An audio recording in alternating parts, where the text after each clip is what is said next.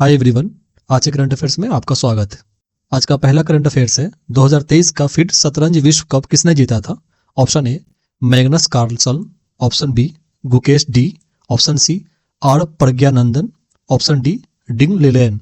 इसका सही जवाब हो जाएगा मैग्नस कार्लसन ने 2023 का फिट शतरंज विश्व कप जीता था। चलिए देखते हैं न्यूज में क्यों है। फिट शतरंज विश्व कप 2025 का आयोजन 31 अक्टूबर से 27 नवंबर 2025 को होने वाला है। अंतर्राष्ट्रीय शतरंज नियामक संस्थान फिड ने अपने कैलेंडर 2025 में भारत को मेजबान देश के रूप में घोषित करने की उम्मीद जताई जा रही है, लेकिन अभी तक इसका कंफर्मेशन नहीं आया है। चलिए फिड के बारे में जानते हैं।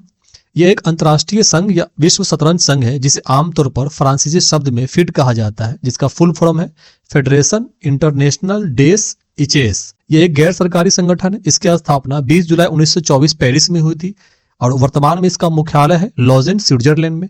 इसका आयोजन हर 2 साल में होता है। 1999 में इसे अंतर्राष्ट्रीय ओलंपिक समिति के द्वारा विश्व खेल के रूप में मान्यता प्राप्त हुआ।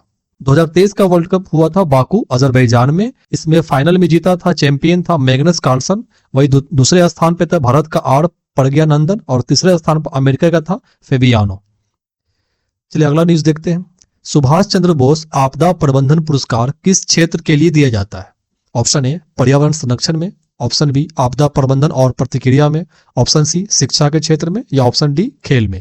इसका सही जवाब हो जाएगा डिजास्टर मैनेजमेंट एंड रिस्पॉन्स के लिए दिया जाता है सुभाष चंद्र बोस आपदा प्रबंधन पुरस्कार।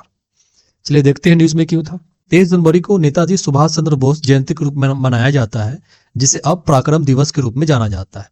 2025 में भारतीय राष्ट्रीय महासागर सूचना सेवा केंद्र को संस्थागत श्रेणी में 2025 के लिए सुभाष चंद्र बोस आपदा प्रबंधन पुरस्कार से सम्मानित किया गया।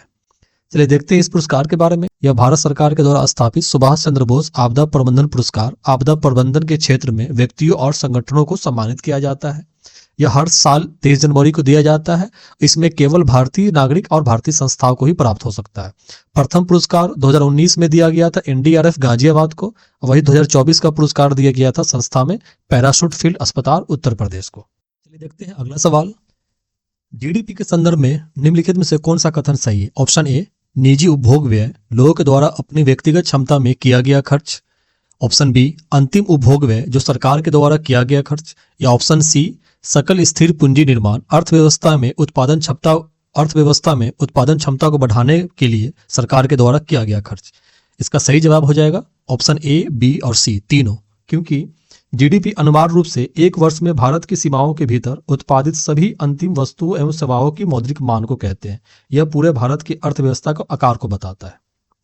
जीडीपी की गणना अर्थव्यवस्था में खर्च किए गए सभी पैसे को योग से की जाती है, अर्थात व्यक्ति के द्वारा किए जाने वाला खर्च यह भारत के जीडीपी का 60% से अधिक का हिस्सा है।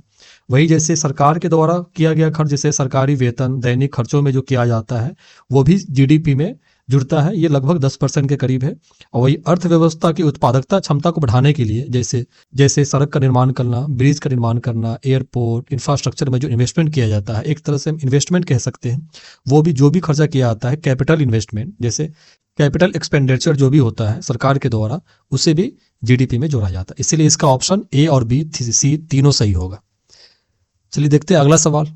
कच्चे तेल के संदर्भ में निम्नलिखित कथनों पर विचार करें। ऑप्शन ए भारत विश्व में कच्चे तेल का सबसे बड़ा उपभोक्ता है। ऑप्शन बी यह अपनी आधी से अधिक आवश्यकताओं को पूरा करने के लिए आयात पर निर्भर है। ऑप्शन सी 2024 में भारत कुल तेल आयात में रूसी तेल का हिस्सा 70% से अधिक है। इसका सही जवाब हो जाएगा केवल ऑप्शन बी, यह अपनी आधी से अधिक आवश्यकताओं को पूरा करने के लिए भारत इंपोर्ट ही करता है, कच्चे तेल के इंपोर्ट पे ही निर्भर है। वही दुनिया का तीसरा सबसे बड़ा कच्चा तेल उपभोक्ता देश है, पहला नहीं।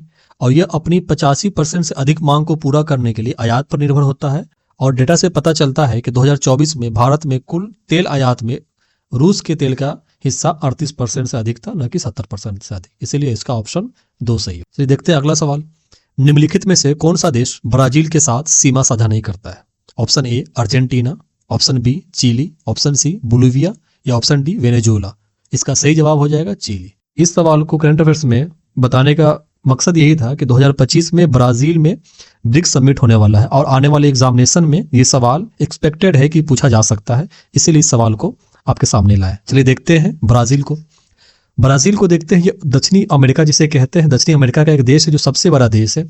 इसके दक्षिण में, यहाँ पर मैप में हम देख सकते हैं, इसके दक्षिण में उरुग्वे है, फिर दक्षिण पश्चिम में है अर्जेंटीना है, और वही दक्षिण पश्चिम में है पराग्वे, फिर पश्चिम में बोलीविया, और फिर पश्चिम में पेरू है, फिर उत्तर पश्चिम में है कोलंबिया है, और उत्तर में वेनेजुला है, और गुआना, सुरेनाम और फ्रांच गुआना। तो इसे याद रखेंगे। सिर्फ यहाँ पे चिली ही ब्राजील को सीमा साझा नहीं करता है। चिली केवल अर्जेंटीना, बोलीविया और पेरू को, उत्तर में पेरू को और उत्तर पूर्व में बोलीविया को और पूर्व में अर्जेंटीना को करता है सीमा साझा चिली। इसलिए इसका ऑप्शन चिली सही होगा। इस मैप को अच्छे से देख लेंगे क्योंकि ये आने वाले एग्जामिनेशन में ये एक्सपेक्टेड है कि पूछा ही जाएगा। ब्राजील पे इसके मैप पे पूछा जा सकता है, कैपिटल पे या ब्राजील के आसपास के देशों पे पूछा जा सकता है। इसलिए मैप को अच्छे से इसको याद रखेंगे। दोस्तों, आज का करंट अफेयर्स अगर आपको पसंद आया है तो इसे लाइक करें और अपने दोस्तों को भी शेयर करें। चलिए कल का करंट अफेयर्स को हम रिवीजन करते हैं।